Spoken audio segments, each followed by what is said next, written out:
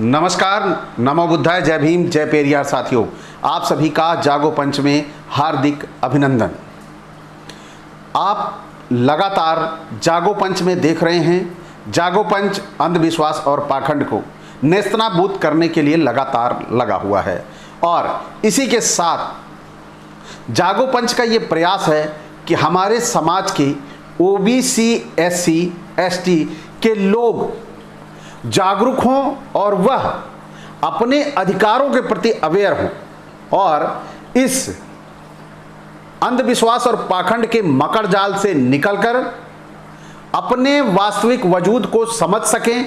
यही जागो पंच का उद्देश्य है। तो निरंतर जागो पंच इस प्रयास में लगा है कि हमारा समाज सुविधा संपन्न, भौतिक सुख सुविधाओं युक्त और मानवीय जीवन जिए, ऐसा जागो पंच का उद्देश्य है। तो साथियों, इसी उद्देश्य के सिलसिले में जागो पंच लगातार अंधविश्वासों और पाखंडों पर प्रहार कर रहा है। इसी क्रम में आज आपके लिए लेकर आए हैं एक अंधविश्वास और पाखंड पे एक ऐसा प्रहार जो निश्चित तौर पर आपको यह अवेयर करेगा, जागरूक करेगा कि जो भगवानों की श्रेणी वाले व्यक्ति थे, जिनको भगवान बना दिया गया, वह वास्तव में भगवान के लायक ही न थे। यह मैं नहीं कह रहा हूं, यह इसका निर्णय आप ये पूरा सुन लेने के बाद, यह वीडियो देख लेने के बाद वह निर्णय आप स्वयं करेंगे, क्योंकि यह विचार मेरे नहीं हैं, यह विचार हैं उन पुस्तकों के जिनके लेखक अंधविश्वास और पाखंड को फैलाने वालों के पुरोधा या यूं कहें उनके महापुरुष थे। तो आइए चलते हैं। आज हम बात करते हैं कि रामायण में वाल्मीकि ने क्या ऐसा लिख दिया जो ब्राह्मणों ने जिस चरित्र को प्यूरिफाई करके हमारे सामने रिप्रेजेंट किया है, वह वाल्मीकि ने उसके बारे में क्या लिखा है, जिसे जानकर आप वास्तव में आप अंधविश्वास और पाखंड से बाहर आने का पहला कदम बढ़ा दोगे। तो यह इसमें से कुछ अंश लिए गए हैं पेरियार द्वारा लिखित सच्ची रामायण से, और दूसरी पुस्तक पेरियार और उनकी सच्ची रामायण जो सुमेध जगरवाल जी ने लिखी है, यह अंश उन पुस्तकों से लिए गए हैं और कुछ अंश इसमें वाल्मीकि रामायण के भी हैं। तो आइए चलते हैं उन कथनों पे, उन वक्तव्यों पर जिनकी वजह से हम राम जैसे चरित्र को, जिसे मर्यादा पुरुषोत्तम राम कहा गया, उसके चरित्र को वास्तविक रूप से जान और समझ पाएंगे। तो साथियों, बात मैं वहां से शुरू करता हूं कि यह 15 अगस्त 1954 को प्रकाशित एक पत्रिका में, जिसे कारवां के नाम से जाना जाता है, उसने प्रकाशित किया, क्या प्रकाशित किया कि ड्रिंक्स इन रामायणा शीर्षक नाम से एक लेख प्रकाशित किया। और उस लेख को लेखक जो थे वह डॉक्टर एस.एन. व्यास जी थे और उन्होंने इसमें लिखा कि ड्रिंक्स इन रामायणा, यानी रामायण जो पुस्तक है उसमें कौन कौन सी ड्रिंक, कौन कौन से शराब, कौन कौन से पेय उपस्थित थे। तो यहां पर सबसे पहली जो पेय पदार्थ था, जो ड्रिंक थी, जो शराब थी, वह थी किथई सुरा। किथई सुरा उबाली गई प्रक्रिया से बनाई गई मदिरा को यह नाम दिया गया था, जो उबाल के बनाई जाती थी भाप के द्वारा। जो आज हमारे गांव में लोग, छोटे छोटे गांव में पकड़े जाते हैं कि वह शराब बनाता हुआ पकड़ा गया, तो यह किथई सुरा वही लोग बनाते हैं। तो यह रामायण में थी, यानी रामायण में किथई सुरा का जिक्र है। तो आप समझ सकते हैं कि हमारे मर्यादा पुरुषोत्तम राम इन्हीं सब से घिरे हुए थे। इन शराबों से इनका सेवन बहुत अच्छे रूप से करते थे। इसे राजोचित मतलब रजोचित गुण बताया गया था कि अगर शराब मदिरा का सेवन नहीं करेगा तो राजोचित गुण ही नहीं है उस राजा के अंदर। तो आइए आगे चलते हैं। मैरेय, दूसरी शराब जो थी मैरेय के नाम से थी। मैरेय जो है यह मसालों से बनाई गई थी, जो मसाले होते हैं इससे बनाई गई थी। इसे सुरा भी कहते हैं। सुरा यानी मदिरा, मदिरा है ये, लेकिन इसे सुरा भी कहते हैं कि लोगों को पता ना चले कि यह मदिरा है, इसलिए इनके नाम भी ऐसे ऐसे रखे जाते थे। तो यहां पर सबसे बड़ी बात है कि इस मैरेय नामक शराब का जो जिक्र है उसका जिक्र उत्तरकांड के वाल्मीकि रामायण के उत्तरकांड के 42वें सर्ग 18 से 21 से विदित है कि राम ने अशोक वाटिका, राम के जो अंतःपुर था, जैसे घर बना होता है और अंदर गार्डन होता है, तो उसी तरह इनके घर के अंदर जो गार्डन बना हुआ था उस गार्डन में बिहार के लिए, टहलने के लिए, घूमने घामने के लिए एक उपवन बनाया गया था। तो उस उपवन में राम और सीता कुश के आसन पर, जो बहुत अच्छी तरह से सजाया गया था, उस कुश के आसन पर दोनों जाकर बैठते हैं। और उस समय की वहां की स्थिति यह थी कि वह मनोरंजन के लिए पूरी तरह बनाया गया था। तो वहां पर बहुत सारी अप्सराएं भी डांस कर रही थी और बहुत सारी उनके राज्य की महिलाएं थी, नर्तकियां थी, जो भोग विलास के लिए संपूर्ण ये साधन उपलब्ध कराया गया था। उस समय की घटना है ये। श्लोक नंबर 18-21 जैसा कि आप लोग जान चुके हैं।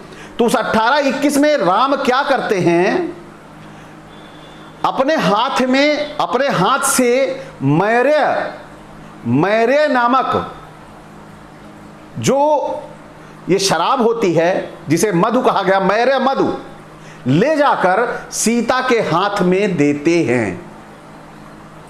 ये श्लोक मैं आपको पढ़ के सुना देता हूं, क्योंकि डिस्प्ले भी हो रहा है, आप देख लीजिए, क्योंकि वह जरूरी हो जाता है। क्योंकि अगर हम इसे नहीं डिस्प्ले में देंगे और इसका रेफरेंस पूर्ण नहीं होगा तो प्रहार मनुवादियों का ज्यादा तेज होगा। तो आइए पढ़ते हैं। सीतादाय हस्तेन मधुमैरेयकम शुचि पायमास कुकुस्थ सची नीव पुरंदर। यानी जिस प्रकार इंद्र सची को ले जाकर सुरा या मदिरा देता है, उसी प्रकार कुकुत्स्य वंश के पैदा राजा रामचंद्र अपने हाथ में इस मैरेय नामक मदिरा को ले जाकर सीता के हाथ में पकड़ाते हैं। ऐसा दिव्य और अलौकिक घटना प्रभु श्री राम के यहाँ हो रही है। और हमारे जो भी भक्त हैं बड़े ही आनंदित भाव से इसका रसास्वादन करते हैं। जब वो इसका रसास्वादन करते हैं तो वहां से निकलकर अपने घर में भी जाकर रसास्वादन इसका करते हैं, मैरेय नामक मदिरा का, और घर में जाकर पूरा घर अस्त व्यस्त कर देते हैं। ऐसे हमारे भक्तगण हैं। आगे चलते हैं। मद्या नामक नशीली मदिरा, जिसे नशीली मदिरा कहते हैं, यह तीसरे प्रकार की मदिरा थी। चौथी मदिरा थी मंधा। मंधा में क्या था, यह साधारण पदार्थों से बनाई गई थी। यह नशे को, मतलब ज्यादा नशा ना हो से कम नशे के लिए बनाया गया था। और सुरा बनाम यह किथई सुरा से भिन्न है और केवल पुराणों में ही इसका जिक्र मिलता है। यह सुरा, इस सुरा का केवल पुराणों में जिक्र मिलता है। और अगली है सिंधु। यह गुड़ के सीरे के अवशेष से बनाई जाती है। और सातवीं है वरुणी। उन दिनों प्रयोग होने वाली मदिराओं में सबसे अधिक नशे वाली वरुणी ही मदिरा थी। इसे पीते ही व्यक्ति तुरंत लड़खड़ा जाता था। ऐसा इस शराब में गुण था। तो आज हम बात करेंगे कि जो अंधविश्वास और पाखंड हमें परोसा गया है कि हमारे मर्यादा पुरुषोत्तम राम एक पत्नी भक्त कैसे अपने उपवन में विहार कर रहे हैं, जहां पर अनेक अप्सराएं और स्त्रियां डांस कर रही हैं। यह एक पत्नी व्रता पुरुष के गुण है क्या? और उन्हें हमें बताया जाता है उनके अंदर मर्यादा पुरुषोत्तम के गुण थे। एक मर्यादा पुरुषोत्तम अपनी पत्नी को शराब ले जाके परोसेगा क्या? यह हम कहां की बात कर रहे हैं? अमेरिका तो नहीं पहुंच गए। मुझे लगता है राम भारत के ना होके अमेरिका के थे, क्योंकि अमेरिका में ही आज इस कल्चर का ज्यादा बोलबाला है कि वहां पति पत्नी दोनों बैठ के शराब पी लेते हैं। भारत में अभी यह कल्चर डेवलप नहीं हो पाया है, इसका विकास नहीं हो पाया है। लेकिन अगर उस समय यह कल्चर डेवलप था तो निश्चित तौर पर यह भारत का कल्चर नहीं था, यह अमेरिका का कल्चर था, क्योंकि अमेरिकियों ने इसे अपनाया है और आज वहां पर पति पत्नी बैठ के दोनों साथ मदिरा पान कर लेते हैं। तो आइए आगे चलते हैं। मर्यादा पुरुषोत्तम राम शराब पर नहीं, अकेले शराब पर नहीं टिके थे, वह शराब के अलावा भी और भी गुण उनके अंदर था। वह गुण था राजाओं का जो असली गुण होता है। राजा लोग जो नाना प्रकार के व्यंजन, नाना प्रकार के जानवरों का शिकार करके लाते हैं और उसे अपने आहार में, अपनी रसोई में शामिल करते हैं। उसमें मांसानी च समष्टानी फलानी विविधानी च रामस्याभ्य वहरार्थ किंकरा स्तुत माहरन। देखिए इसमें लिखा गया है सेवकगण श्री रामचंद्र के लिए भोजन के लिए वहां तुरंत ही राजोचित भोज्य पदार्थ, यानी मांस कहना यहां पर गलत है। संस्कृत में लिखा है, तुलसी ने लिखा है मांस, लेकिन हम मांस नहीं लिख सकते। अगर उसका हिंदी रूपांतर मांस कर देंगे तो यह मर्यादा का उल्लंघन हो जाएगा। और यहां पर मांस को हम राजोचित भोज्य पदार्थ यानी भांति भांति की रसोई और नाना प्रकार के फल कहेंगे। यहां पर हम उसे मांस नहीं कह सकते। वाल्मीकि जी ने वहां पे मांस लिख दिया, वो अलग की बात है। लेकिन आज जो हिंदी के रूपांतर हैं, यह गोरखपुर गीता प्रेस गोरखपुर का आप डिस्प्ले हो रहा है, देखिए गीता प्रेस गोरखपुर का यह लेख है, वह हिंदी अनुवाद कैसे कर रहा है। तो आज आपको यह समझ में आता होगा कि पूरी की पूरी वाल्मीकि रामायण में बहुत कुछ ऐसा लिखा है जिसका रूपांतर बदल दिया गया है। यहां पर मांसानी लिखा हुआ, यानी मांस का आना, मांस का लाना, मांस पूरा पूरा लिखा हुआ है। और यहां पर जो रूपांतर करता है वो लिख रहे हैं यह राजोचित भोज्य पदार्थ है। और यह मांस लिख के संस्कृत में मांस लिखा रहेगा और हिंदी में उसका मतलब कुछ और लिखा रहेगा। इसीलिए आज हम अंधविश्वास और पाखंड से झगड़े हैं, क्योंकि हमारे बीच हमें पढ़ने लिखने नहीं दिया। और जो भी पढ़ लिख गया, जिसे इस अर्थ को पता लगा, वह इससे दूर होने का प्रयास करने लगा। और मैं आज भी कहता हूं कि अगर वास्तविक रूप से इनके ग्रंथों का हिंदी रूपांतर हो तो इनको पब्लिक दौड़ा के खुद मारेगी कि ऐसे ऐसे भगवानों को हमारे बीच में लाके धर दिया तुमने। इसी तरह एक श्लोक और है, उस श्लोक का मैं ना मांसम राघवो ना मांसम राजको भुड़कते ना चैव मधु सेवते, यानी इसमें लिखा है, और आगे पढ़ दे रहा हूं मैं, वन्य सुविहितम नित्य भक्तवानाति पंचनाम। तो इसमें लिखा गया है कि राघव मांस खा रहे थे और ना राघव मधु सेवते। मधु सेवते से मतलब यहां शहद से नहीं है, यहां मधु सेवते का मतलब पेय पदार्थ, जो नशीला पेय पदार्थ होता है उसको मधु बोला गया है इसी रामायण में।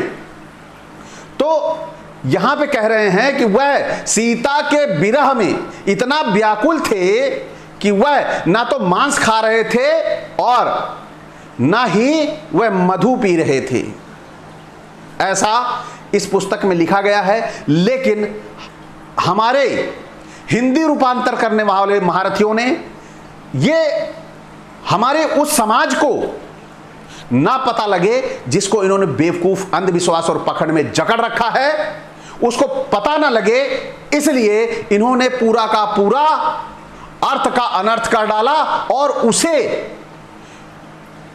सभ्य और कुलीन भाषा में पेश कर दिया जो कि नंगनाच था।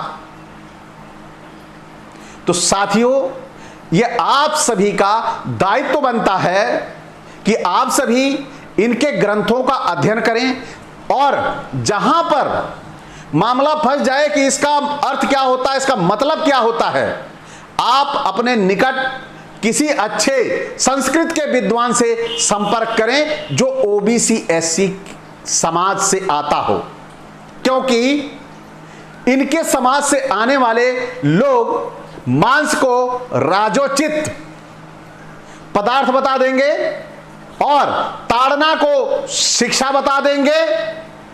ऐसे ही यह अर्थ का अनर्थ करके आपको अपनी गलतियों को सुधारते हैं, आपको बहकाते हैं, आपको फुसलाते हैं और ले जाके आपको अंधविश्वास और पाखंड के कुएं में ढकेल देते हैं। ये ऐसे लोग हैं। तो आप सभी साथियों को आज ये राम और सीता का मदिरा पान करना, राम और सीता का एंजॉय करना अशोक वाटिका में, ये वीडियो कैसा लगा? अच्छा लगा हो लाइक करें, बहुत अच्छा लगा हो शेयर करें और जो नए साथी हैं वह सब्सक्राइब जरूर कर लें, जिससे मुझे साहस मिले और मैं आपके लिए खोज कर और भी ऐसे वीडियो लेके आऊं, इनके ग्रंथों से ऐसी चीजें निकाल के ले आऊं जो अंधविश्वास और पाखंड की बखिया को उधेड़ रहे हों। तो साथियों, ये बेल आइकन की घंटी जरूर दबा लेना जिससे नोटिफिकेशन आप तक त्वरित गति से पहुंच जाए। इसी के साथ मैं आपसे विदा चाहूंगा। नमस्कार, नमो बुद्धाय, जय भीम, जय पेरियार साथियों।